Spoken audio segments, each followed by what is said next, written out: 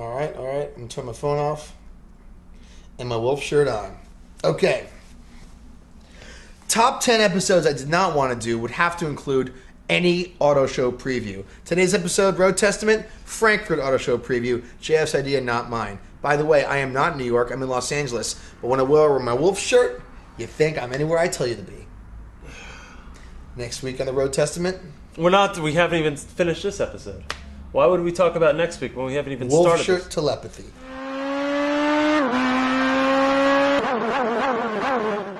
So this year at the Frankfurt Auto Show, we have quite a list of new cars coming out. Of course, we've been hyping up the... That's just what the automotive PR people tell you to say every year. Quite a great list. But some of these cars Let's go through the list, are right? not going to be that cool. Let's go, Get started. That's Fine. today's list. Okay, we'll start off from the top. The Porsche 911. Of course, it's awesome. 991. Let's do that last. It's so awesome. Okay, the SLK55 AMG. Well, if it's any stiffer than the stock SLK350 I drove, then it's going to be like hemorrhoidal removal by surgery without anesthesia. It's a new V8 motor in there. It's a new... It looks better. No, of course, I love the new SLK. And it'll be fast. Off our list. Yeah, but what city can you drive that in without feeling like you're... I think the SLK looks awesome. I've always liked every generation of the SLK. No, every generation. Except for the SLK32 AMG. How about the last two generations did not look that cool? Last generation was great. And the Moving on. The Audi S7 and S8 and S6. Yes. The V8, the new V8 twin turbo motor. I think it's awesome. The details don't matter. Who hasn't seen... You know what? I'm actually kind of bored of Audi. You are bored of Audi. Yeah, actually, okay. That was the first time I've read an Audi press release, and actually, no, don't care. The reason I love the motor, though. Great motor. Bored Bentley born. What? Is because A, you talk as much as I used to. B, everyone makes fun of you for liking Audi too much. So C. So you're thinking this is a pre-calculated move to say I hate the future car? Who hasn't seen Ronin and wanted an S8? Yeah, it's an old S8. That was an original S8. And it was so much slower than the new one. The new S8 is going to be awesome. But the car I think is really the one is the S7. And if you looked at S7 looks cool, there was a recent A7 and what's it called? Mercedes CLS comparo, and they actually kind of like the A7 better. And it's a slower car. The S7 is going to be awesome. S7's a great Grand Tourer long drives. Love it. It's the Audi I currently want. Cool. Next car, the Jaguar CX16 Concept. No photos, just sketches out, but it is the new baby E-Type concept. Basically, the next What you mean is it's the first Jag coupe that looks good in a long time. Jaguar coupes have looked good in the past few years, for sure. Looks all like Jaguar coupes have actually looked good, except for maybe 6 years ago. I've said it before. The XK has looked for some time no better than a 1989 Supra. It looks just like a Supra. What are you talking about? And the Supra was a better car. They don't look anything alike. The Jag X16 is the right car. 20 years late. I'm excited for them. What's the next car? We need to talk more about this. I think this concept's going to look awesome. Yeah, I agree. And thank God it does, because the XK currently looks like a Supra. Moving old Supra. Moving on, a Mercedes B-Class. This is going to be an important car. It's going to be the first Mercedes that's going to be mass-produced with the new F-Cell technology. Oh, the one that broke down on the... Didn't break down. It crashed. It got hit. Car accident. Mercedes is just... F-Cell technology, I think, Mercedes is becoming so beige. One of these just called like beige Sadies. Dude, I mean... They were overexpanded. They got too big. They brought it back down. B-Class... Why does the B-Class is a B-Class. Of course, it's nothing special. Why does the B-Class look like the A-Class? Well, we haven't seen the new A-Class. Yeah, we've seen pictures. The new remember the A-Class concept? That's what I'm talking about. Yeah, well, they don't look anything alike. That's too bad. What? Go on. The new Volkswagen EV, the electric vehicle Volkswagen's come out with. I think it's cool. It's cool. Yeah? All right, moving on. VW cool. Moving on to the Ford Evos. Very cool. This is a design study to show and display what future Ford vehicles will look like. Fantastic. Why didn't... I mean, this is cool, but Ford used to own Aston Martin. It took this long, now that Ford no longer owns Aston Martin, it took this long for Aston Martin styling to make it into a Ford product. I love it. I think it's cool as hell. And I can't say it has Aston Martin design elements. It totally does. I think that's all right. Okay. It looks like an Aston Martin Rapide drove and parked in front of like a circus convex mirror. It's cool. You know what's very cool? It's super cool. Look at this. The roof. How the roof the glass roof all the way back. It's kind of like it's cool. I like it. Hourglass. I wish I like that. I wish Ford. I mean, look at Ford. It's weird. Some of their coolest stuff is in the Fiesta, design wise, value wise, and then you go up the food chain, and like the Mustang is great, but like we need to see the new Mustang. I'm hearing it's going to look. What we great. need to see the new international Mustang is more of what makes Ford awesome. Get into the top end of their line. Yeah, you know what I mean. Yeah, and I mean the Taurus is like the most underwhelming car in the lineup. But it's their most expensive car. Well, it's not the most expensive. Not the most expensive. Yeah, but it's their biggest car. Yeah. Let's see Ford. Biggest sedan. I want to see them go to town. Bring us power and design at the top level of their SHO.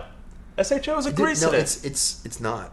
Everyone hates that car, but maybe I just drove It a doesn't press look car like that was anything. different from everyone else. But I thought it was great. I drove well. Make the Evos a large sedan. I mean, big. Well, it And is. sell that. No, it's not that big. Next car.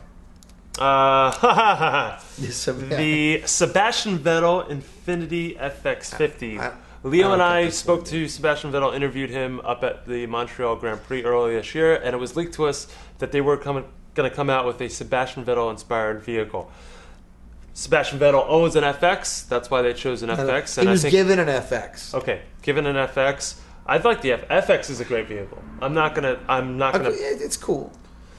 I think there should have been I think Infinity should have maybe have expanded the IPL line. Not to say they won't with the IPL stuff. cars are not much faster than the real car. In fact, they're not any faster, are they? No, they well.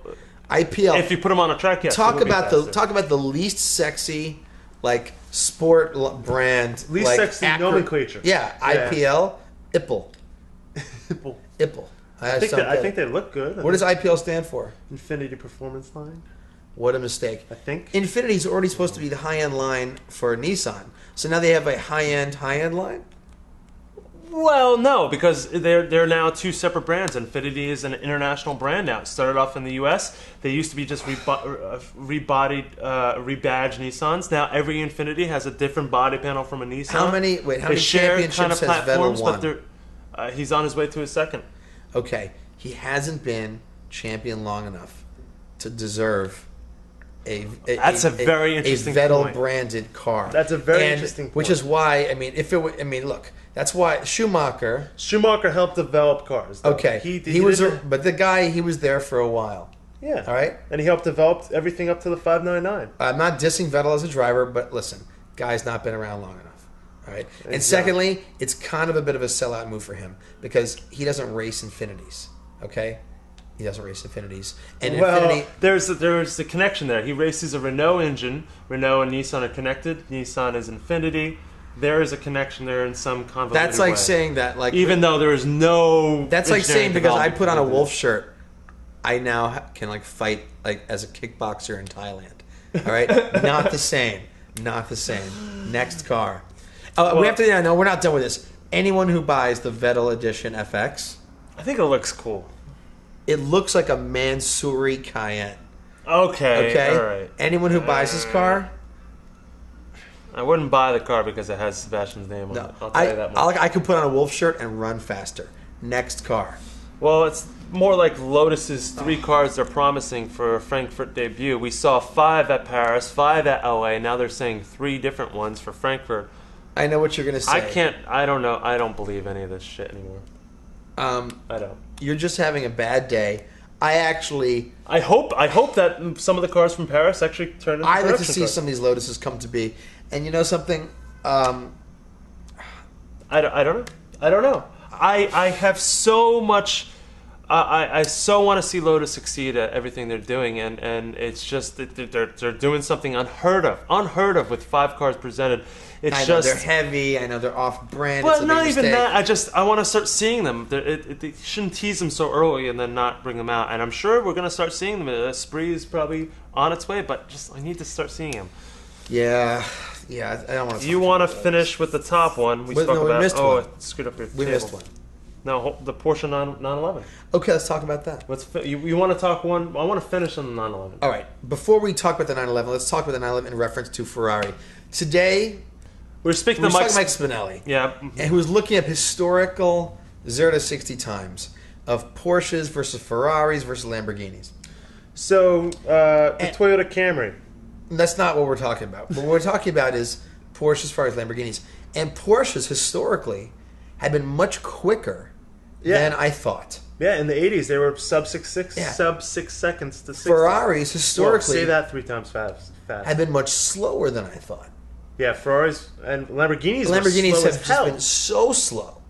So this is really interesting because the 911, in my mind, like they were never that quick. They were always handled really well. In the 80s, they were only a second slower to 60 than they are now. Really quick. Yeah. And the new 911, the base has a smaller engine that's lighter. Yeah. Cars and a whole new structure. So this is only the car's quicker. This is only the third generation of the 911. So all the way up until the 993, they were still on the same platform as the original 901.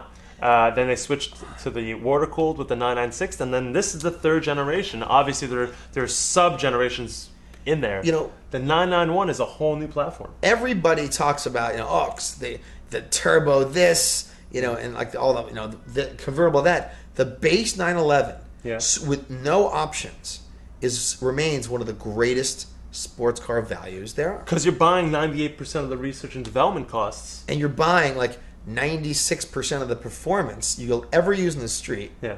For what, 70? No, they're a little bit more expensive now, but let's call it 75. 80. Let's call it 80. Yeah. All right. That car could be 80. It could be 120 based on the options. Mm-hmm. A base 911 is a great value, and the new 911 is really interesting. Yeah. Start-stop technology, which actually I think is cool. Very cool. It has 7-speed manual, which is just to get the fuel economy out of it, but it is cool to have a 7-gear. Well, that means gated 28 miles to the gallon, which is something that people forget. The car's got good fuel economy. Yeah. I mean, if you drive a Prius badly, you will do worse than a 911. Yeah. And you want to know something? I think it looks fantastic. It looks the same. No. The back end of the new 911 looks. It looks fantastic. the same to the people who count, which are the women you hope to date in it. The other thing I love about the cars is it's adopted the Panamera-like cockpit.